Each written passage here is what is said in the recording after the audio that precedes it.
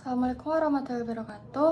Kami dari kelompok H7 dan H8 ingin mempresentasikan mengenai laporan akhir praktikum pengembangan sediaan obat alam mengenai kayu putih dan sambiloto. Berikut merupakan nama kelompok. Yang pertama yaitu Syafa Aulia Kamara Putri, dilanjutkan dengan Faiko Suraya, kemudian Nur Intan Pramudita, dan yang terakhir Intan Sukma.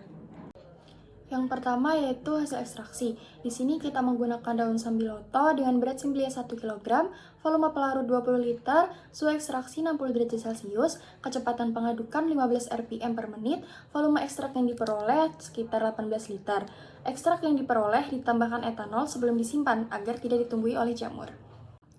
Kemudian hasil evaporasi. Di sini kita menggunakan sampel ekstrak cair dari sambiloto dengan volume ekstrak 18 liter, men-setting alat vakum rotary evaporator dengan suhu 90 derajat Celcius dan berat ekstrak cair kurang lebih didapatkan 16 liter. Yang selanjutnya itu ada hasil destilasi. Untuk tanaman yang digunakan yaitu tumbuhan kayu putih dengan bagian ranting, biji, dan juga daun. Untuk berat simplisianya itu 2 kg, untuk volume pelarutnya 7 liter, volume minyak atsiri yang didapat sekitar 2-3 mili, dan waktu ekstraksinya kurang lebih 1 jam. Waktu optimal untuk mendapatkan minyak atsiri yaitu 27 menit. Yang selanjutnya hasil analisis mutu KLT. Sampel ekstrak yang digunakan yaitu sambiloto. Senyawa pembandingnya itu quercetin 0,1% dalam metanol. Untuk fase geraknya itu ada kloroform berbanding metanol 9:1. Lalu untuk fase diam KLT-nya silika gel 60 F254. Dan juga berikut hasil pengujian KLT UV 245.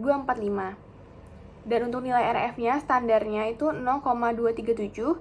Dan juga untuk sampel itu ada 2 titik. Yang titik pertama yaitu 0,112 dan titik yang kedua yaitu 0,2. Yang selanjutnya untuk hasil diskusi kasus GCMS.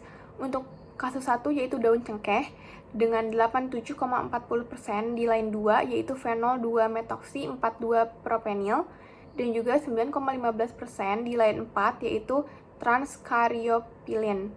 Dan juga untuk kasus 2 yaitu jahe, di situ ada 21% di line 22 yaitu zingiberin, 15% di line 3 yaitu sempan, 12% untuk line 20 yaitu benzen, dan 10% untuk line 14 yaitu zat citral. Kasus 3 diketahui daun buah pala pada peak 20 dengan persen area 35,23%, kroasin pada peak 3 dengan persen area 27,06%, sabinen. Kasus 4 diketahui sebagai kayu manis dengan peak 6, persen areanya 94,85%, penol pada peak 7 atau line 7 dengan persen area 2,89%, benzen. Kasus 5 diketahui sebagai tanaman peppermint pada peak 10, persen area 43,82%, complete name sikloheksanol metil 2,1-metil etil 1S 1-alfa 2-alfa 5-beta. Peak 8 dengan persen area 16,19%, complete name pementon sikloheksanon 5-metil 2,1-metil etil trans CAS transmentan 3,1. Selanjutnya ke pembahasan, apa sajakah senyawa atau zat aktif yang terkandung pada sambiloto. Kandungan zat aktif yang terdapat pada sambiloto yaitu andrografolit, neoandrografolit, panikulin, mineral seperti kalium, kalsium, natrium, flavonoid, asam kersik, dan damar. Zat aktif yang berkhasiat sebagai obat adalah andrografolit yang memiliki rasa yang sangat pahit. Andrografolit memiliki kemampuan untuk bekerja sebagai imunomodulator, terutama ketika dikombin dengan imunostimulan yang dapat meningkatkan kinerja sistem kekebalan tubuh. Dikutip dari jurnal Priani tahun 2020. Selanjutnya, zat aktif yang larut dalam air pada senyawa sambiloto dan bagaimana kepolaratannya.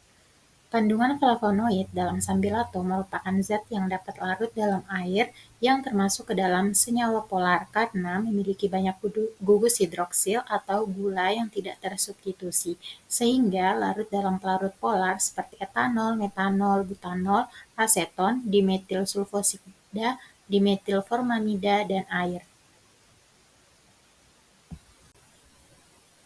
Sebagai apoteker R&D, bentuk sediaan yang akan dibuat oleh kelompok kami adalah madu sambiloto. Madu dengan campuran ekstrak sambiloto dapat membantu dalam menjaga kesehatan dan memelihara daya tahan tubuh. Produk ini nantinya akan dikemas dalam bentuk sediaan saset agar mudah dibawa kemana saja. Selanjutnya, kesimpulan. Pelarut yang digunakan dalam ekstraksi, metode maserasi, dan destilasi uap air adalah pelarut air.